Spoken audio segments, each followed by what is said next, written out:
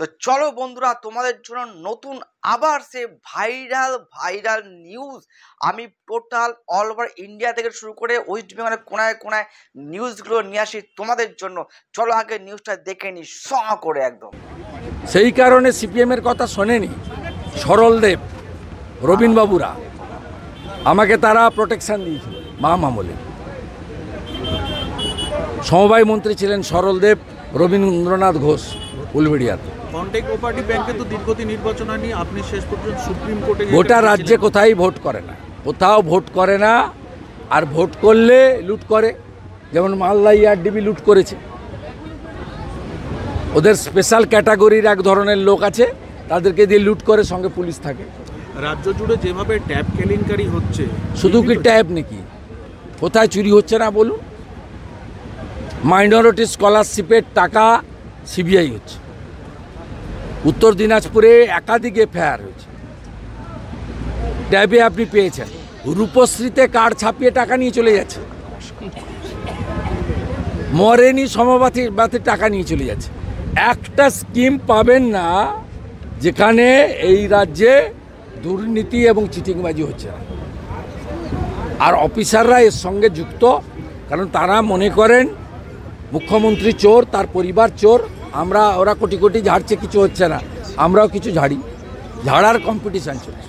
অর্জুন সিংকে আজকে আবার সিআইডি ডেকে পাঠিয়েছে, অর্জুন সিংকে আবার সিআইডি ডেকে। সুপ্রিম কোর্টে প্রোটেকশান আছে, হাইকোর্টও বলে দিয়েছে যে ডাকবেন, ডেট নিয়ে ডাকবেন, 4 ঘন্টার বেশি রাখবেন না, ডাকবেন। তো ডাকলে কী ক্ষতি হয়েছে? কনস্পিরেসি করেই ডাকা হচ্ছে, মানে ষড়যন্ত্র করেই ডাকা। ষড়যন্ত্রের রাজনীতি। আমাদেরকে ডাকে নিয়ে, আমার তো 73 case, high court supreme court tight দিয়ে রেখেছে, পারে না। 7 মাস জেলে, ওনাকে জেল খাটিয়েছে 5 দিন। কে কায়ে বাদ গেছে? মমতা ব্যানার্জির সঙ্গে ভুল বুঝিয়ে মুসলমানদের একটা বড় অংশ আর পুলিশ, এর বাইরেও সঙ্গে কোনো লোক। পরিষ্কার কথা, ভালো করে শুনে রাখুন। আপনার বাড়ি মুসলিম এলাকায়, যে তথাকথিত বিরোধী দল যারা আছে, সিপিএম, কংগ্রেস, আইএসএফ, তাদের এজেন্ট দেয় না, বা তারা সেটিং করে, বা যদি কেউ থাকে হাড়োয়ার মতো টেনে বের করে দেয়, নইলে বুথ কেন্দ্রের বাইরে আটকে দেয়। কালকে দেখলেন কি অবস্থা করেছে। মানে 6 উপনির্বাচনেও এইরকমভাবে অশান্তি। তা আপনারা এটা দেখিয়েছেন সারাদিন। আমি তো এক্স হ্যান্ডেলে দিয়েছি, আপনি দেখিয়েছেন।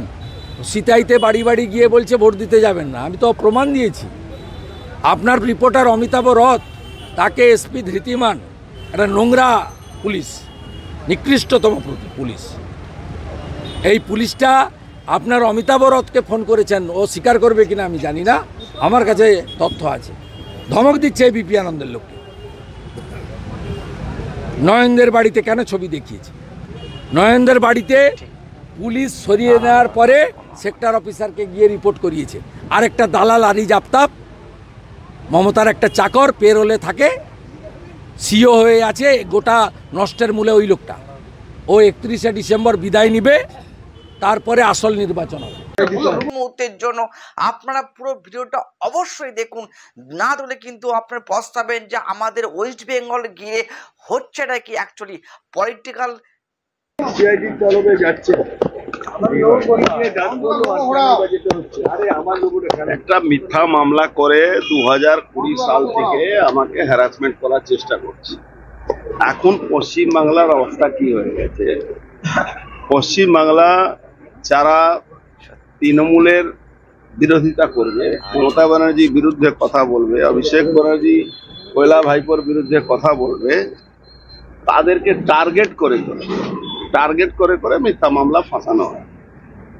যেহেতু আমাদের সেন্ট্রাল ফোর্স ঘেরার মধ্যে আমরা থাকি, এরা সেই সুযোগ পাচ্ছে না। এখন আস্তে আস্তে এদের একটা, আপনারা শুনেছিলেন ইতিমধ্যে, কে তৃণমূলে বড় বড় নেতারা টাকা জমা করার জন্য, টাকা বাইরে পাঠাবার জন্য রাশিয়ানদের অ্যাকাউন্ট হায়ার করেছে।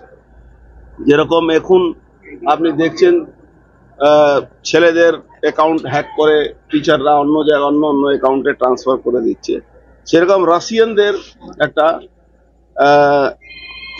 অ্যাকাউন্ট হায়ার করা হচ্ছে। এটা বহুদিন ধরে আমাদের এই গভর্নমেন্টের পুলিশ ডিপার্টমেন্ট বা আদার এজেন্সির মাধ্যমে আমরা খবর পাচ্ছিলাম। আমাদেরও তো লোক আছে, তৃণমূলের যারা নেতৃত্ব দিচ্ছেন, যারা পয়লা ভাইপো থেকে নিয়ে যাদেরকে বিনা মিশ্রা যারা পালিয়ে বেড়াচ্ছে, আপনারা শুনেছিলেন কিছু মানে বহুত দিন আগে, প্রায় 1.5-2 বছর আগে রাশিয়ানদের নামও এসেছিল। এখন শুভেন্দু অধিকারী, অর্জুন সিং মতন লোকেদেরকে এরা কোনোভাবে আটকাতে পারছে না যখন, তখন একটা মেরে দেওয়ার চক্রান্ত চলছে। যেহেতু কোনো পাবলিক মিটিং বা মিছিলে সবসময় সেন্ট্রাল ফোর্সের ঘেরার মধ্যে আমরা থাকি, তখন এমন কেমিক্যাল স্মাগল করে আনা হচ্ছে রাশিয়া থেকে এইদের মাধ্যমে, যাতে আমাদেরকে কোনো ভাবে ইনভেস্টিগেশন নামে ডেকে, আর আপনারা জানেন এরকম কেমিক্যাল আছে কি আপনার পাশে যদি স্প্রে করে দেওয়া যায় সেই লোকটা মারা যায় সঙ্গে সঙ্গে না, 2 মাস 3 মাস মধ্যে মাল্টি অর্গান ফেলিওর হয়। এরকম একটা আমাদের বিশ্বস্ত সূত্র মধ্যে আমি খবর পেয়েছি কি অর্জুন সিং মানে আমাকে, শুভেন্দু অধিকারী, এরকম 4-5 জন আগের শ্রেণী যারা নেতৃত্ব দিচ্ছেন বিজেপিকে, তাদেরকে মেরে দেওয়ার চক্রান্ত এই সরকার করছে। এই কেমিক্যালটা হলো বিষ একরকম।